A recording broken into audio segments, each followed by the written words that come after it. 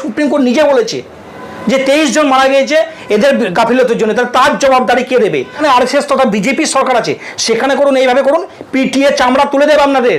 পুরোপুরি খারাপ জিনিস করছেন, আপনারা ভুল করছেন, সাধারণ মানুষের কাছে কিন্তু গণপিটুনি খাবেন। সিবিআই দেখছে, তাহলে সিবিআই অফিস কেন ঘেরাও করছেন না? আজকে সাবির মল্লিক জানেন হরিয়ানাতে গোরক্ষ বাহিনীর পিটিএ মেরে দিল, তার জন্য কোনো আমাদের আন্দোলন নেই। উড়িষ্যাতে বাঙালিদেরকে ঝাংড়ে টিংড়ে মেরে একদম পিটিয়ে পাঠানো হচ্ছে, মালদার ছেলেকে মারা হচ্ছে, যারা গরিব পরিবার ছেলে পশ্চিমবাংলার মধ্যে বাইরে গিয়ে যারা কাজ করে এসে তারা সংসার পালাতে করে, তাদেরকে মেরে দেওয়া হচ্ছে। সেই সব দিকে কোনো সময় বাধা নেই। ডাক্তারটা কি সব কিছু? ডাক্তারটা এমন নিজেকে ভাব দেখা যে বিরাট বড় ভগবান। জুনিয়র যারা ডাক্তার আছে তাদেরকে আমি একটাই অনুরোধ করব বলতে পারেন, কারণ ওরা যে ধরনের জিদ নিয়ে চলতে, এখানে কোনো জিদ চলে না। একটা জিনিস চিন্তা করুন, ভারতবর্ষের মধ্যে সেনা পুলিশ ডাক্তার কোনো দিন জিদ চলে না, এদের কোনো আন্দোলনে কোনো সেইভাবে কোনো রকম ভূমিকা না করা উচিত। কারণ দেখুন আরজি করে যে ঘটনাটা হয়েছে একদম প্রচণ্ড দুঃখজনক ঘটনা এবং প্রচণ্ড কায়েরতম ঘটনা। কিন্তু আজকে যারা ভারতবর্ষের সর্বোচ্চ আদালত সুপ্রিম কোর্ট যেহেতু বলল যে আপনারা নিজের ডিউটিতে যোগ দেন, আইনের পথে ব্যবস্থা নেবে, নিশ্চয় সে ন্যায় পাবে। কিন্তু আপনারা এটাকে পুরো পেছন থেকে ব্যাকআপ নিয়ে বিজেপি আরএসএসের চক্রান্ত নিয়ে সিপিএমের একটা শাখা হিসাবে এবং বিজেপির পুরো একদম সাপোর্ট হিসাবে আপনারা আন্দোলন শুরু করে দিচ্ছেন। আজকে যখন 5টার মধ্যে বলেছিল যে আপনারা নিজের ডিউটিতে যোগ দেন, কিন্তু আপনারা দিলেন না। একটা ভারতবর্ষের সংবিধানের মহামান্য বিচারপতি তথা সুপ্রিম কোর্টকে আপনারা অপদস্থ করলেন। এটা কিন্তু একটা ভারতবর্ষের মধ্যে বিরাট বড় একটা নির্লজ্জপূর্ণ ঘটনা বলতে পারেন। কারণ আপনাদেরকে কিন্তু আজকে দেখুন সাধারণ মানুষ সাপোর্ট করছে, কিন্তু মানুষ কিন্তু আস্তে আস্তে বুঝতে পারছে আপনাদের চক্রান্তটা। আমরা এই চক্রান্ত করবেন না, একটা বিরাট বড় ভয়ঙ্কর রূপে পরিণত হতে গিয়েছে। আজকে দেখুন আপনাদের মিছিল থেকে শোনা গেল দফা 1 দাবি 1 মুখ্যমন্ত্রী পদত্যাগ। এটা কি? এটা পলিটিক্যাল স্লোগান নয়। আপনি তিলোত্তমার বিচারের কথা বলবেন, সেখানে আপনি বলে দফা 1 দাবি 1 মুখ্যমন্ত্রী পদত্যাগ। আজকে বলছেন যে যদি আমাদের দাবি একটাই, এখনও পর্যন্ত আপনারা বললেন যে বিনীত গোয়েলের সিপি সাহেবের আপনারা পদত্যাগ চাইছেন। পদত্যাগ যদি আজকে দেখুন আজকে বিনীত গোয়েলের চাইছেন, কালকে দেখা যাবে সিপির প্রশাসনের পদত্যাগ চাইছেন, কালকে দেখা যাবে স্বাস্থ্য ভবনের যে স্বাস্থ্যের যে মেন অধিকারী তার পদত্যাগ চাইবেন, পরবর্তীকালে মুখ্যমন্ত্রী। তাহলে প্রধানমন্ত্রী কেন পদত্যাগ হবে না? যদি মুখ্যমন্ত্রী পদত্যাগ হতে পারে তাহলে প্রধানমন্ত্রী পদত্যাগ হবে। কারণ আমি এইটুকু জানি, রাজ্যে হয়েছে, রাজ্যের একটা নৈতিক কর্তব্য আছে। কিন্তু এখানে সেন্ট্রাল গভর্নমেন্ট যেহেতু দেখছে, সিবিআই দেখছে, তাহলে সিবিআই অফিস কেন ঘেরাও করছেন না?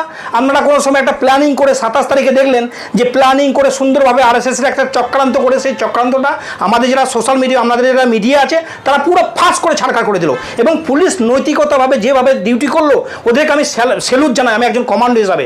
এই যে করছেন এটা কিন্তু বেশি দিন চলতে পারে না, এটা পুরোপুরি খারাপ জিনিস করছেন, আপনারা ভুল করছেন, সাধারণ মানুষের কাছে কিন্তু গণপিটুনি খাবেন যদি এরকম হতে যায়। আজকে আমরা সবসময় কিন্তু এখানে দেখুন আজকে পশ্চিমবাংলায় যেখানে বিরোধী রাজ্য আছে, যেখানে আরএসএস তথা বিজেপির সরকার আছে, সেখানে করুন, এইভাবে করুন, পিটিয়ে চামড়া তুলে দেবে আপনাদের, পিটিয়ে চামড়া তুলে দেবে। কারণ এখানে পশ্চিমবাংলা বাঙালিদের সম্মানকে নিয়ে আপনারা হেনস্থা করছেন। আমি জানি যে তিলোত্তমা কাণ্ডে যে ধরনের ধর্ষিত হয়, যে মহিলা মারা গিয়েছে, তার বাবা মার কথা জিজ্ঞেস করতে সে জ্বলছে, সে ন্যায় বিচার চাইছে। কিন্তু আমরা কি চাইছেন? এটাকে রাজনীতির রং নিয়ে আসবেন না, রাজনীতির রং নিয়ে আসছেন, এটা প্রকাশ্যে বলছি, মিডিয়ার সামনে বলছি, এটা আপনাদের ভুল। এবং সুপ্রিম কোর্টকে আপনারা অমান্য করছেন, এর জন্য আপনাদেরকে এর ভুক্তভোগী হতেই হবে।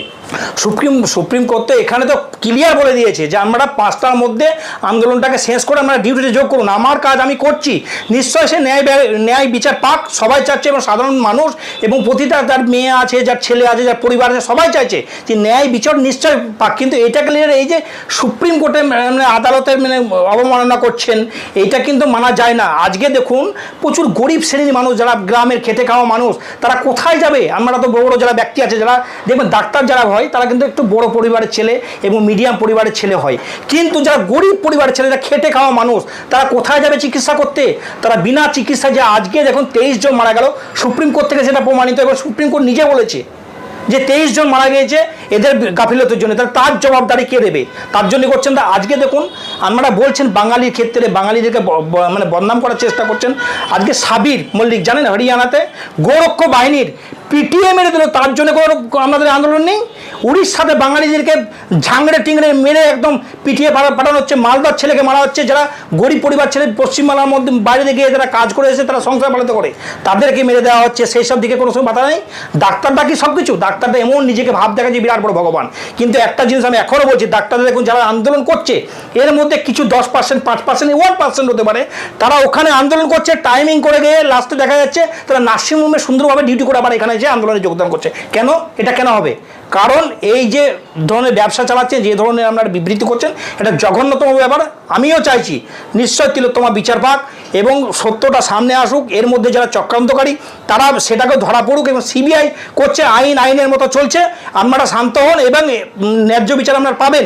যেহেতু সুপ্রিম কোর্টে আপনারা অবমাননা করেছেন, এই জন্য আপনাদেরকে বলছে আপনারা সাবধান হয়ে যান।